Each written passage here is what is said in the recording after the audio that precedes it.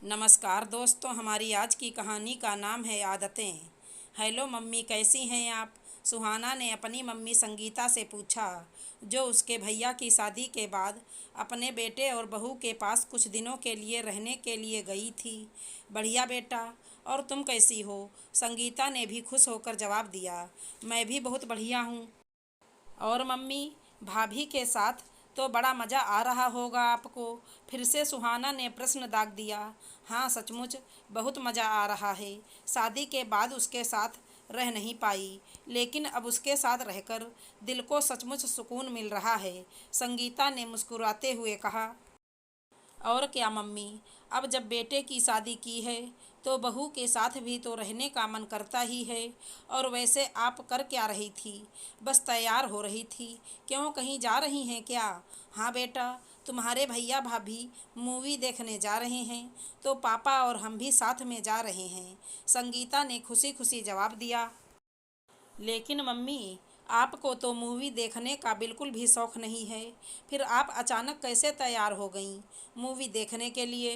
संगीता के मूवी जाने की बात सुनकर तो सुहाना एकदम चौंक कर बोली, क्योंकि उसने तो जब भी कभी मम्मी के साथ में चलकर मूवी देखने के लिए कहा, संगीता ने हमेशा ही बिल्कुल साफ मना कर दिया, क्योंकि संगीता का कहना था कि वो 3 घंटे अंधेरे में चुपचाप नहीं बैठ सकती।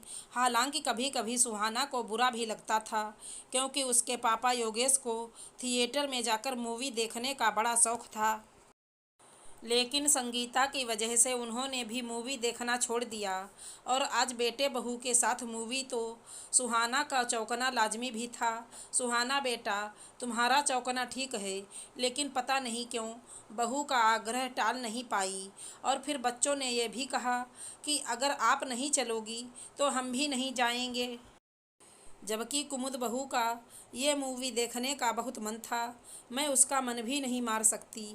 अब बेटा, अगर बेटे बहू के साथ जीवन में आगे बढ़ना है तो उनकी खुशी के लिए अपने जीवन की कुछ आदतों को तो बदलना ही पड़ेगा, वरना दो एक बार तो वो अपने साथ लेकर चलने की कोशिश करेंगे, लेकिन फिर तो वो आपको छोड़कर आगे निकल जाएंगे, संगीता ने बहुत सोच विचार कर कहा। हाँ, ये बात तो आप बिल्कुल सही कह रही हैं, लेकिन मेरा आपने कभी कहना नहीं माना। आप तो सचमुच भाभी के लिए बहुत बदल गई, सुहाना ने झूठ मूठ का रूठते हुए कहा। हालांकि उसको संगीता का जवाब सुनकर खुशी भी हुई, क्योंकि उसकी मम्मी सिद्धांतों की बहुत ही ज़्यादा पक्की थी।